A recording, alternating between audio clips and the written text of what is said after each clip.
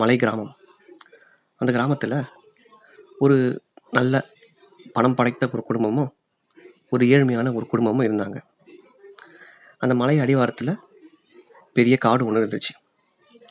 தினமும் அந்த ஏழ்மையான குடும்பத்தோட தலைவர் அந்த காட்டுக்கு சென்று அங்கே இருக்கும் விறகுகளை எல்லாம் எடுத்துக்கிட்டு அதை வந்து மார்க்கெட்டில் விற்று பணம் பண்ணி அந்த பணத்தை வச்சு குடும்பத்தை ரன் பண்ணிட்டு இருந்தார்.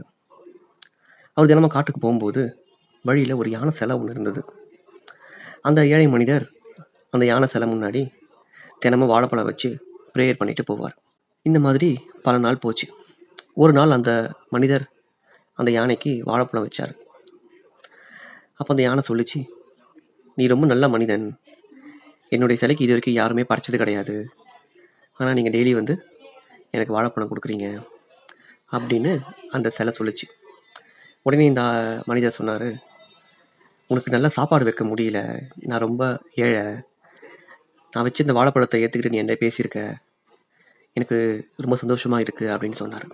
அதுக்கு அந்த சிலை சொல்லிச்சு, என்னால் முடிந்த உதவியை நான் உங்களுக்கு செய்கிறேன், நாளைக்கு காலையில் சூரியன் உதிச்சதுக்கப்புறம் நீங்கள் இங்கே வாங்க அப்படின்னு சொல்லிட்டு அந்த யானை சிலை சொல்லிச்சு.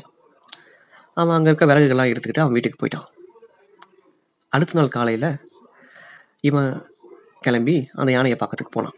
அந்த யானை அப்போ என்ன சொல்லிச்சு அப்படின்னா, என்னுடைய வாயில் நிறைய தங்க கட்டிகள் இருக்குது, அதை நீ எடுத்துக்கலாம், ஆனால் ஒரு கண்டிஷன், சூரியன் மறைகிறதுக்குள்ள நீ உன்னோட கையை வந்து என் வாய்க்குள்ளேருந்து வெளியில் எடுத்துடணும், இல்லைன்னா என்னுடைய வாயும் கண்ணும் சூரியன் மறைஞ்சதுக்கு உடனே மூடிடும் அந்த யானை சிலை சொல்லிச்சு. இவனும் எனக்கு புரிஞ்சிருச்சு அப்படின்னு சொல்லிட்டு ரெடி ஆகிட்டான். அந்த யானை அதோட வாயை திறந்தது. இவன் வந்து வாய்க்குள்ளே கையை விட்டு அவன் கை நிறைய தங்க காசுகளை எள்ளி ஒரு சின்ன பையில் போட்டுக்கிட்டு, எனக்கு இது போதும், ரொம்ப நன்றி உனக்கு அப்படின்னு சொல்லிட்டு யானை சிலையை கும்பிட்டுட்டு வீட்டுக்கு வந்துட்டான். அந்த ஏழ்மையான மனிதன் இப்போது பணக்காரன் ஆயிட்டான். அவன் பக்கத்து வீட்டுக்கு இருக்க அந்த பணக்கார மனிதன் இருக்கார் இல்லையா, இவனை பார்த்து ரொம்ப பொறாமப்பட்டார். உனக்கு எப்படி இவ்வளவு பணம் வந்துச்சு சொல்லிட்டு அவன்கிட்டயே கேட்டார். அதுக்கு அவன் அந்த யானை சிலையை பற்றி சொன்னான். அந்த பணக்கார மனிதன் வந்து அவன்கிட்ட இருக்க ரொம்ப பழைய துணியை போட்டுக்கிட்டு அந்த காட்டுக்குள்ள அந்த நேர்மையான மனிதன் என்ன பண்ணாரோ அதையே இவனும் பண்ணான். யானை சிலைக்கு டெய்லி இவனும் பூஜை பண்ணிட்டு வாழைப்பழம் கொடுத்துட்டு வந்தான். ஒரு நாள் அந்த யானை சிலை இவனுக்கும் ஏழ்மையான மனிதன்கிட்ட என்ன சொல்லிச்சோ அது எல்லாத்தையும் சொல்லிச்சு. இவன் ரொம்ப ஹாப்பி ஆகிட்டான். அடுத்த நாள் காலையில் தூங்கி எழுந்து இவன்கிட்ட இருக்க பெரிய பெரிய பையெல்லாம் எடுத்துக்கிட்டு அந்த யானை சிலை முன்னாடி போனான். யானை சிலையும் அதோட வாயை திறந்தது. இவன் யானை வாயிலேருந்து தங்க காசுகள்லாம் எடுத்து இவன் பை ஃபுல்லாக ஃபில் பண்ணிக்கிட்டு இருந்தான். அப்படி ஃபில் பண்ணும்போது இவன் நேரம் போனதே தெரியாமல் அவன் ஃபில் பண்ணுறதுலேயே ரொம்ப குறிக்கோளாக இருந்தான். சூரியன் மறைஞ்சி போச்சு. அந்த யானை வாயும் மூடிக்கிச்சு. இவன் கை உள்ளேயே மாட்டிக்கிச்சு. இவன் எவ்வளோ முயற்சி பண்ணியும் இவன் கையை எடுக்க முடியல. இவனும் அங்கேயே மாட்டிக்கிட்டான். இதுலேருந்து என்ன தெரியுது அப்படின்னா, பேராசை பெரிய நஷ்டம். ஒரு விவசாயி ஒரு பவுண்டு வெண்ணெயை ஒரு பேக்கருக்கு வித்துட்டு வந்தார். ஒரு நாள் அந்த பேக்கர் வெண்ணெய் எடை போட முடிவு செஞ்சார். அப்படி எடை போட்டு பார்த்ததில் அந்த வெண்ணெய் ஒரு பவுண்டை விட ரொம்ப குறைவான அளவில் இருந்ததாக தெரிய வந்தது. அதனால் அந்த பேக்கர் விவசாயியை நீதிமன்றத்துக்கு அழைச்சிட்டு போனார். நீதிபதி விவசாயிக்கிட்ட வெண்ணெய் எடை போட ஏதாவது அளவை பயன்படுத்துறியான்னு கேட்டார். என்கிட்ட துல்லியமான அளவு இல்லை, ஆனால் ஒரு அளவு இருக்குது அப்படின்னு அந்த விவசாயி சொன்னார். அப்படின்னா நீ எந்த அளவை பயன்படுத்துகிற அப்படின்னு சொல்லி நீதிபதி கேட்டார்.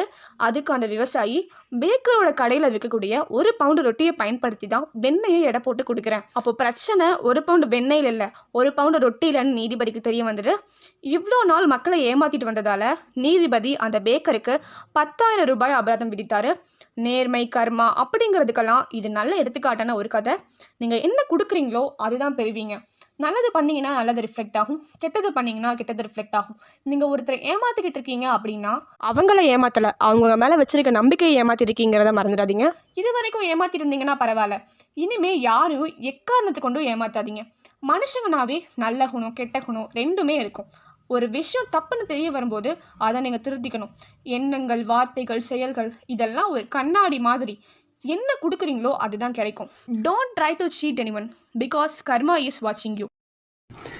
To not cheat anybody financially. உனக்கு வந்து எக்ஸ்ட்ரா ஒரு 50 காசு கிடைக்குது இன்றைக்கி நினச்சேன்னா அது நீ நேர்மையாக சம்பாதிக்கலைன்னா நாளைக்கு வந்து 50 லட்ச ரூபா போயிடும். அந்த மாதிரி ஒரு சின்ன பயம் சின்ன வயசுலேருந்து சொல்லி எனக்கு என்னை பயப்படுத்தி விட்டாங்க. அது ஒரு மிகப்பெரிய சக்தி எனக்காக இருந்தது. அதனால் நான் வந்து என்றைக்குமே அவமானப்பட்டது கிடையாது. இந்த காசு விஷயத்தில் வந்து பல வாட்டி அவமானப்படுற மாதிரி ஒரு நிலைமை வந்துடும். அது நான் பட்டதே கிடையாது.